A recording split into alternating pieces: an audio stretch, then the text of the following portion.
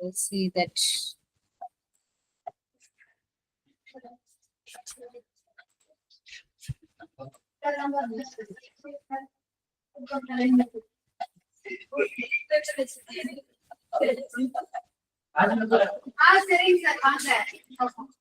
Okay. We'll see about this forward and backward reasoning. Before moving on to this forward and backward reasoning, what do you mean by procedural versus the declarative knowledge? It was already discussed in the third module. Once again, we will see what is the difference between this procedural as well as the declarative knowledge. Declaration means you know that it's a statement. You are declaring something. This is the answer for the WH questions. For example, what's your name? When will you come? Each and everything is the statement. So that is what called as the declarative knowledge. From that one, we can give some knowledge.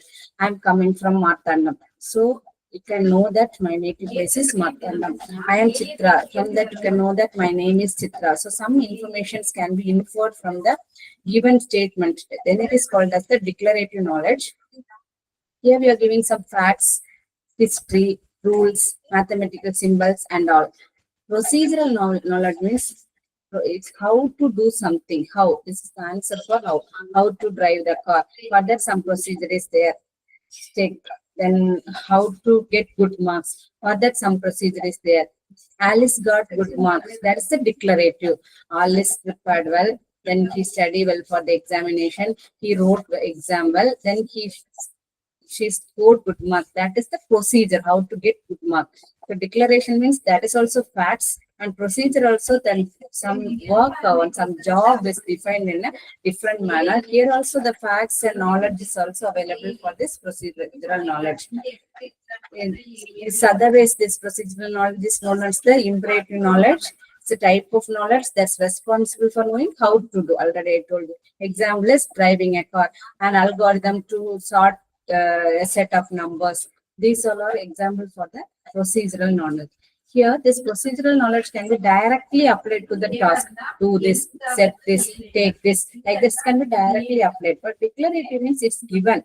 Whenever you require, it can be inferred for your problem. So only knowledge is described, but not used to tell how it can be used in your problem statement.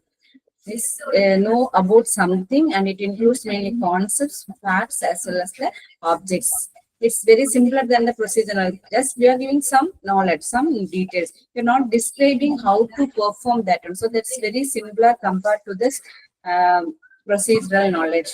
Example, Paris is the capital of France. We know that Paris is the capital of France. France is the country, Paris is the capital. From that one, we can infer something, which is the capital of France. For that question, you can infer something. So by using certain rules and logic, you can infer the things. So this is the main difference between this procedural and declarative knowledge. The procedural knowledge is otherwise called as the interpretive knowledge, whereas the declarative knowledge is called as the descriptive knowledge. The procedural knowledge means how, and declarative means what, why, when. The procedural knowledge is generally not used as it is not more popular, but generally we are using in the first order logic also we are using this declarative knowledge. No? Tom is the top. That is the declarative knowledge. Procedural knowledge can be easily communicated, but declarative knowledge can be communicated easily. Then the procedural knowledge is process oriented. It's always a process, how to make a tea. For that one, if you want to write the procedure, you should know many things. What kind of tea you want, and then you want the tea with sugar or not. Then you want a hot tea or cold tea. Everything. You should infer something from the declaration also. Without that, you cannot proceed with the procedural knowledge. But declarative knowledge is the data oriented. You can directly give the commands. In procedural knowledge, debugging is and validation is also not so easy, but declarative it's easy. So the procedural knowledge, you can explain everything, but less effective. That is driving a car. That procedure is different. But scoring a mark, the procedure is different. For each and everything, you should explain it in a different manner. But declarative knowledge is a fact. Wherever be the things, you can declare it in a same manner. So this is easy for and effective for this communication. Then for this, for getting the knowledge, We can use two techniques. First one is the forward chaining techniques, and the next one is the backward chaining techniques. In the name itself, we can understand that forward chaining. This forward chaining is otherwise called as the data driven. You are giving some data. From the data, you are going to get the information. So this is the forward chaining. What from initial? You are beginning it from the initial state, follow some rules and regulations to find the goal state. So in this forward reasoning, we begins from the initial stage, forward. Okay, forward now, but first begins from the initial state, move on and finally reach the goal state. It's the next, this continues until no more rules can be applied or some cycle time. Every rules, you should follow every rules to reach the goal point. This is the forward reasoning. And in the forward reasoning, this is artificial intelligence use this forward reasoning for only the data driven task. We know the data, from that find the rules and then reach the goal state. It begins always with the data and then it is called as the data driven task. Remember that forward reasoning is the data driven task. While diagnosing a patient, the doctor first checks the symptoms, right? The medical conditions, blood pressure, pulse, everything, the symptoms, data. From the data only, he will be able to identify what is the what is the actual sickness. So first we need the symptoms. That is what called as the forward reasoning. Here we are going to find the conclusion from the data. What are the steps required? First, know the facts. Suppose I want to diagnose the BP or the diabetics. What's the first step? Start with facts. Suppose I want to diagnose the patient name called Sita. First, I should check Sita. What are the symptoms available in Sita's body? That is the first step. Then match facts to the rules. Match facts to the rules means first fact, Sita having fever now. Then if fever is there, there is a possibility of dengue fever or flu fever or some other fevers are also there. So in the symptoms, Sita contains cough, cold, then we can assume that this is the flu. Suppose no taste means, then we can assume that is the COVID. So take the symptoms, then match with all the rules. If it is this, this is the case, like that. If then condition we are following, then apply the rules. What are the rules? If 3 if then conditions are there, which symptoms match with which rules? Apply the relevant rule and from that extract the relevant rule. Add new facts also, like weight, height, or what is the reason for that. New facts also be added there. And next is the repeat the process again and again, repeat the process. Finally, you find the goal state, diagnose the stage. After that, you terminate that. When you go to the hospital, you can know that's one. No? First, they will take the height, weight, everything, basic preliminary things. After that, they ask for the symptoms. From the symptoms, doctor try to diagnose your disease. If it is by using some goals or by using some rules that he knows. If it is not possible, then he infer some more. They will suggest you to take the blood test. Sometimes from the symptoms, it's, oh, you are suffering with the viral fever, fine, you take this one. The doctor can identify that. Otherwise, if it is not a viral, if it is not cure, then he will ask for the blood test. If he is not able to identify that one, he will ask you to do the blood test. In the blood test, you can infer some new facts. Add the new facts with the existing facts and convert what is the disease. Then that can easily diagnose and he will give you the medicines. So that is what goal statements. He identified the disease. Fine. After that, terminate. Okay, fine. You go to home, take this medicine, so you get it. So this logic is called as this process. If A is following this process, like human, that is called as the forward reasoning. For example, small example, it's raining, I have an umbrella. It's raining. That's one fact. I have an umbrella.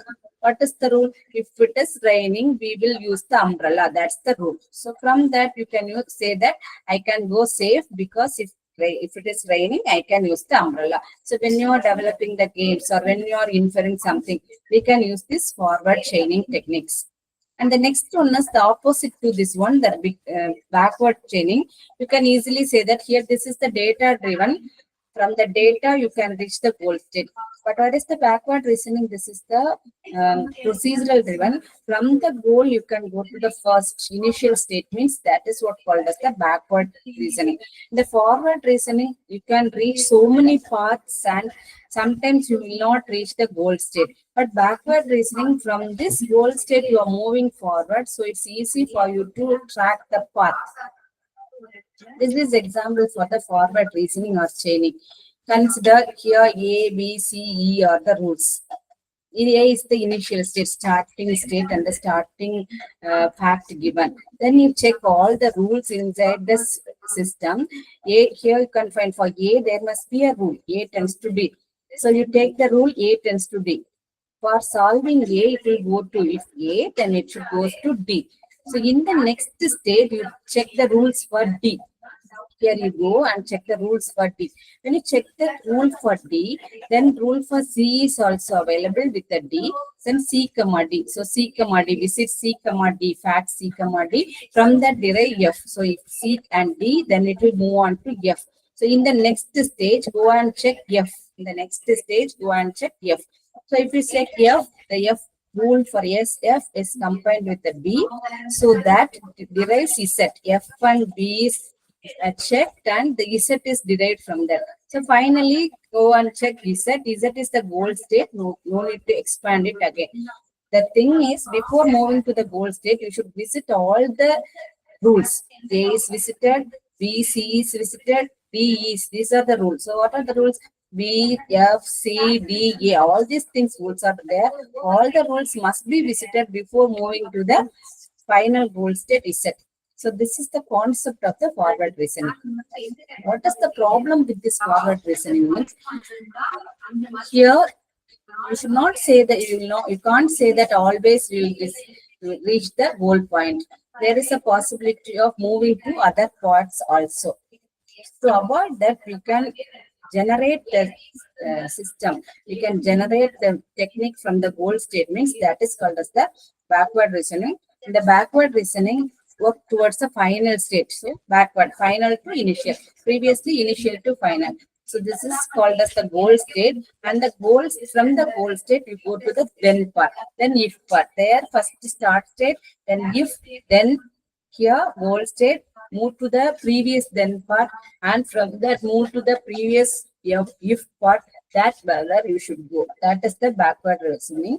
And this is otherwise called as the reverse process of forward reasoning. Here the goal or the hypothesis is given, and from that you should find the initial data, facts, as well as the rules. Therefore, this is the goal-driven objective. The doctor is the same thing I explained, no? So doctor is first when the doctor tries to diagnose the patient's illness, first he understands, he's thinking that it's COVID. Then he took the tries to take all the tests related to COVID and find that the patient is affected with all these symptoms. Then this is the COVID, like that backtracking. So this is otherwise called as the backward chaining. So what are the steps? You know that initially start from the goal state, because this is the backward reasoning. We start from the goal state or the hypothesis, what you want to prove. Then usually desired conclusion, take the desired conclusion. From that one, you go to the search for rules that would produce the goal. From the goal state, what are the rules available? Backtrack that one. And for each rule, go back. Sub-goals, move on like that one. And finally, find these are the known facts are there. If the known facts are there, and apply the rules recursively and identify the known parts until you reach the starting state. Until there is no more rules. Backtrack everything until there is no more rules. Like when you are going to write the examination, your whole point is to reach the exam hall. Before reaching the exam hall, you should follow the path from hostel to here, and you should wear the ID card. And before that ID card, shoes and the regular dress code followed. Before that, complete the studies. Like that, some rules are there. To follow everyone, get up early in the early morning. You get up from the bed, take up from the bed, and reach the exam hall. So before that, you should backtrack the in between things. from the exam, if you want to go to the exam hall, what are the things required? You backtrack that one and do that. That is called as the backward chaining. So these two are the difference between the bottom up, backward and forward. Which one is bottom up? Forward. What is top down is backward chaining. So this is all about the backward and forward chaining.